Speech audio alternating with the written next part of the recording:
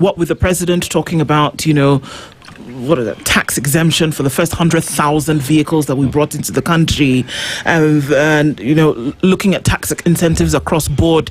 So there seems to be an appetite for it. Now, can you have an appetite without having the infrastructure that is required set up, whether it's brick and mortar infrastructure or if it's the basic understanding of what needs to be done? I guess that's for both of you. I think in the end, if you go to any EV conference, you'll hear that story of the chicken and the egg. But I'll put it this way: 25 years ago, when we started the mobile phones came, the infrastructure was not there.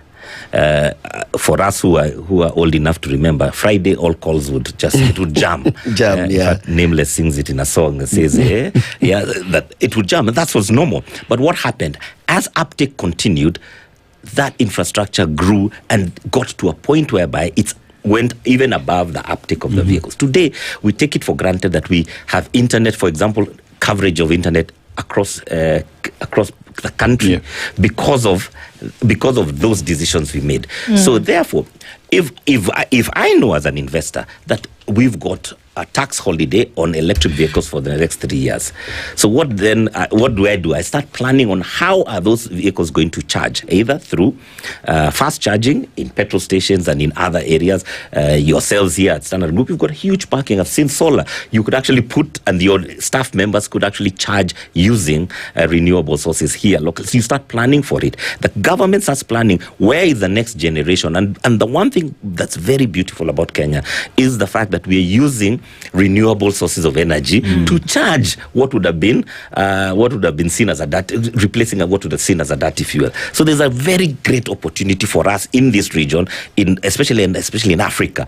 But we have to plan for it. It cannot be year on year that this year we say, so let's bring the 100,000. The moment that is signed into law, and God, I hope and we pray that we will see it in the amendment of the finance bill and the East African community this time. If we see it and that happens, I can tell you his members are going to start looking at investing. And now it's not just the charger. You have to do power upgrades because you might not have enough power at that petrol station. That is Kenya Power has to upgrade the power. That is money being left here that could have gone out. Now, I say that for us, we count how many liters of diesel we replace.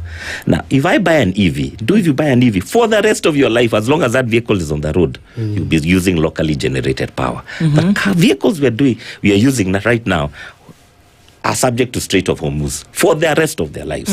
So we have to ask ourselves, what is our competitive advantage?